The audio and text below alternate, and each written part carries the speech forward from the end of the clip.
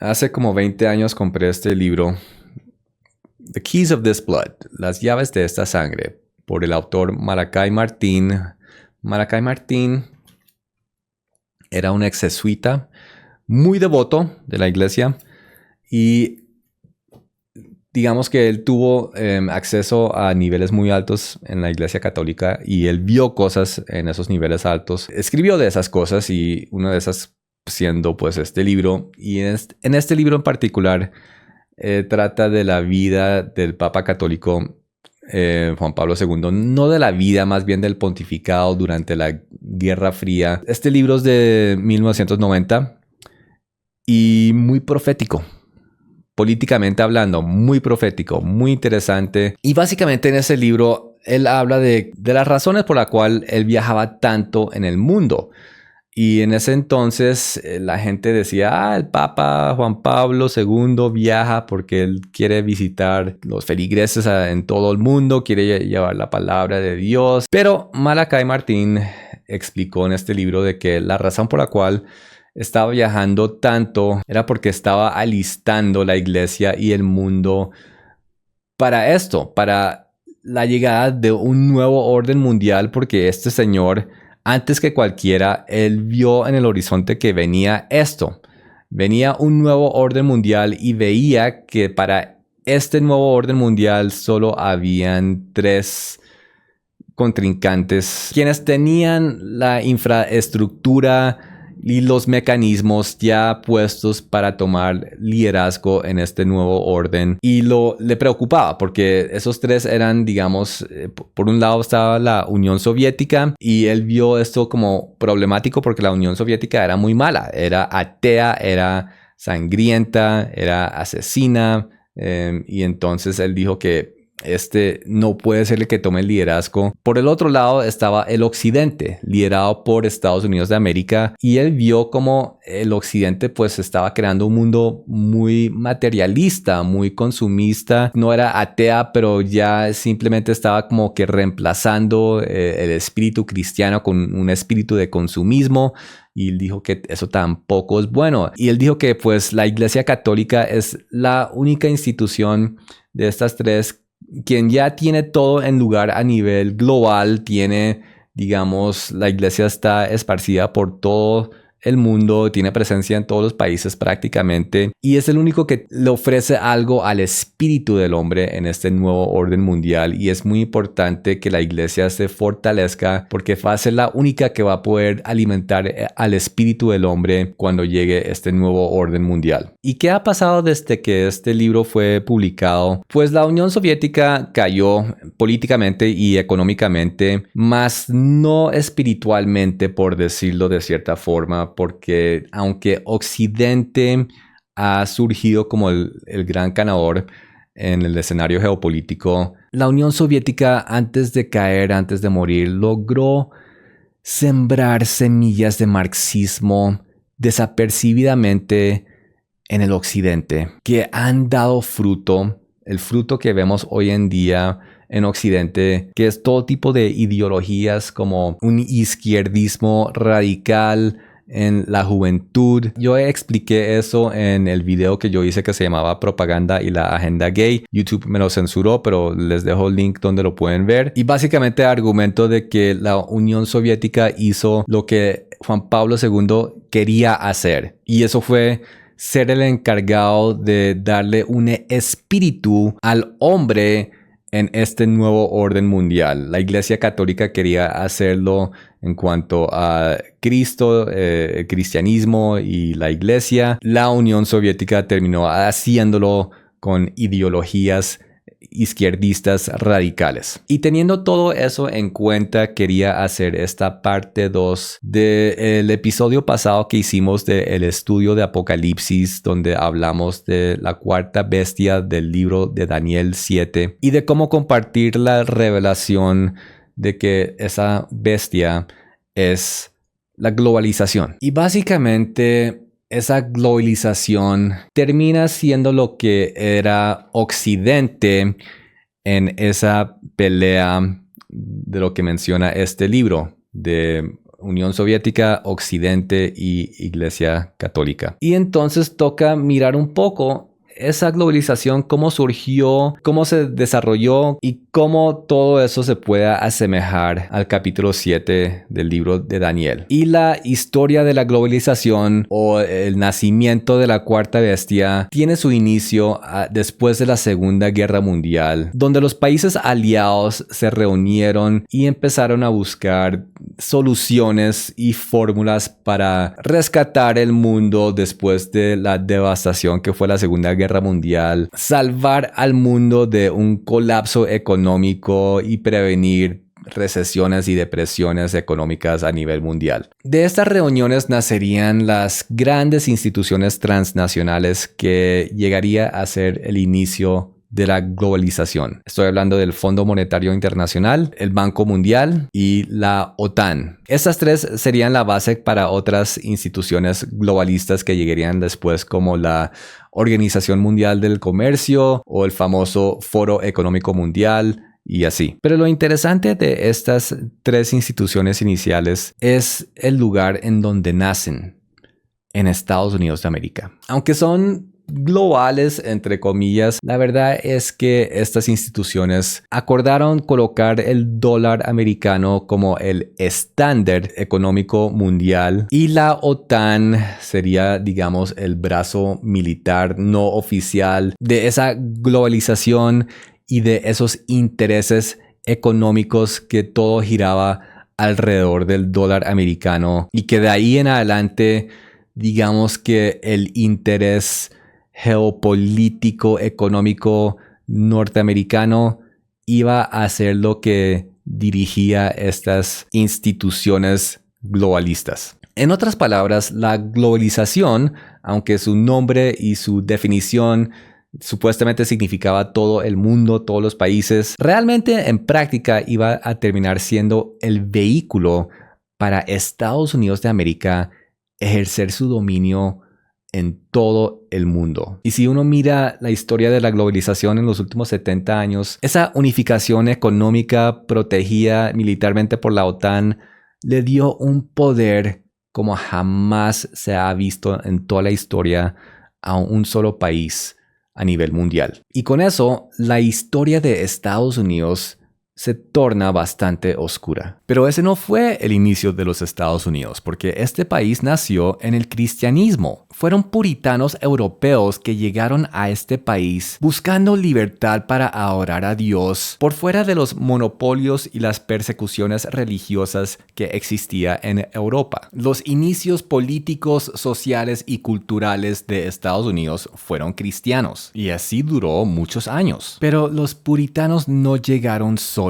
a este nuevo continente. Al mismo tiempo había otro grupo que también tenía otros intereses para este país, y estoy hablando de los francomasones. ¿Qué son los francomasones? Prácticamente son una sociedad secreta o no tan secreta, cuyo fin es de crear un nuevo orden mundial. Ellos pretenden unificar los países y crear un ecumenismo espiritual, político, económico, basado en fraternidad y cooperación. Suena bonito, pero es todo un esquema anti-Biblia, anti-Dios, donde se genera un nuevo Dios o un nuevo espíritu para gobernar este nuevo orden, y se incluye rituales esotéricos para alcanzar estas metas. Y esto prácticamente es paganismo moderno que llegó a las costas de Estados Unidos prácticamente de forma simultánea con los puritanos, lo cual crea un evento igualito a la parábola del trigo y la cizaña en Mateo 13, donde un hombre tiene un campo, siembra trigo, se acuesta a dormir, es la noche, viene el enemigo, siembra cizaña en el mismo campo, y al otro día leemos: y los siervos le dijeron: ¿quieres pues que vayamos y arranquemos la cizaña?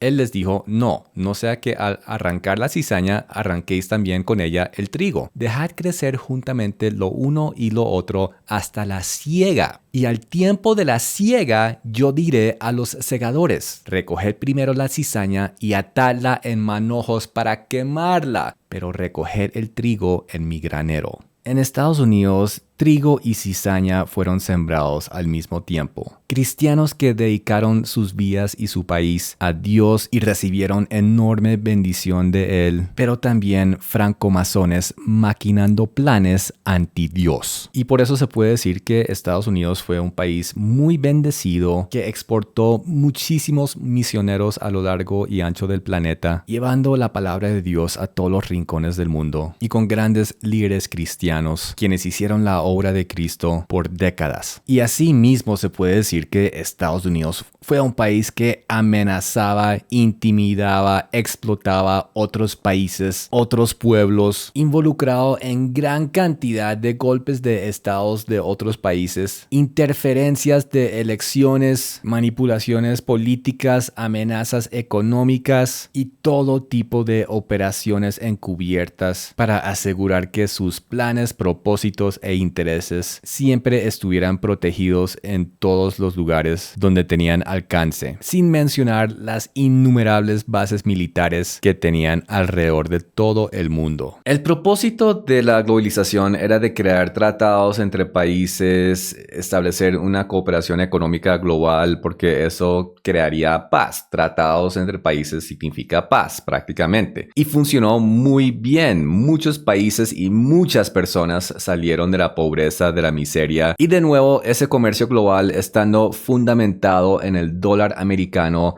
enriqueció y empoderó mucho a los Estados Unidos de América, lo cual significó que esas instituciones globales y globalistas hicieran lo suyo, sus operaciones de préstamos, de ayudas económicas, de forma condicional a que los países quienes recibían de su ayuda tendrían que hacer cambios o implementar ciertas políticas que se alinearan con estos sistemas globalistas, de nuevo que estaba fundamentado en el dólar americano, que de una u otra forma estaba basado en intereses americanos. Pero hay que recordar la profecía en todo esto, y es que este reinado de la globalización será como el hierro y como el barro. Son alianzas, pero no se pueden mezclar. Por más tratados que se firmen y por más pactos que se establezcan, este reino está condenado a tener división. Y se puede sacar algunas conclusiones simbólicas de esta condenación, como por ejemplo lo de una casa dividida no permanecerá. Y este reino, o más específicamente su extensión de 10 reyes, es la que se enfrentará directamente con Jesús en su segunda venida y no podrá permanecer ante él. Otra conclusión es que será un reino dividido precisamente por ser el reino de fin de tiempos, y fin de tiempos se caracteriza por la división. ¿A qué me refiero? Jesús, entre otras cosas, dijo que Él no vino a traer paz, sino espada, y que Él iba a dividir a todo el mundo, incluso en los propios hogares. División va a ser de las grandes señales y grandes manifestaciones de fin de tiempos. ¿Y qué vemos hoy en día por todos lados? División política, división social, división racial, división ideológica, división religiosa, de una forma exagerada en todos los países. Es tanta la división que existe actualmente que yo hice un video acerca de este fenómeno llamado división.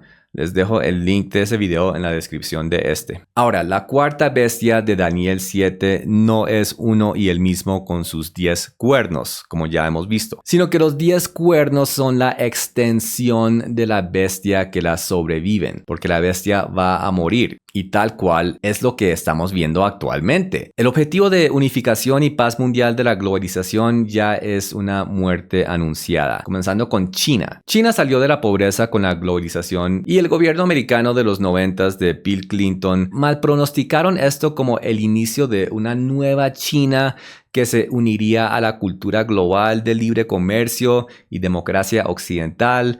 Pero no fue así. Más bien, China usó su crecimiento económico para fortalecer su brazo militar y su poderío político en varias regiones del mundo, con un propósito directo de desafiar la dominancia americana. Y ahora China es la mayor amenaza que tiene Estados Unidos en todo sentido sobre todo militarmente. Por otro lado, el resurgimiento de Rusia como potencia militar y su agresión a sus vecinos europeos es otro clavo en el ataúd del globalismo. Y cómo no mencionar ahora el conflicto en la Tierra Santa, Israel, y las tensiones crecientes que están ahí. Pero volvamos a la parábola del trigo y la cizaña, porque ahí vemos que habrá un tiempo de división. Esta división se hará con respecto al trigo de la cizaña, que tuvieron que crecer juntos para que no se dañara el trigo, pero para el tiempo de la siega, ahí sí se podrán separar y salvar el trigo y quemar la cizaña. Entonces la pregunta es,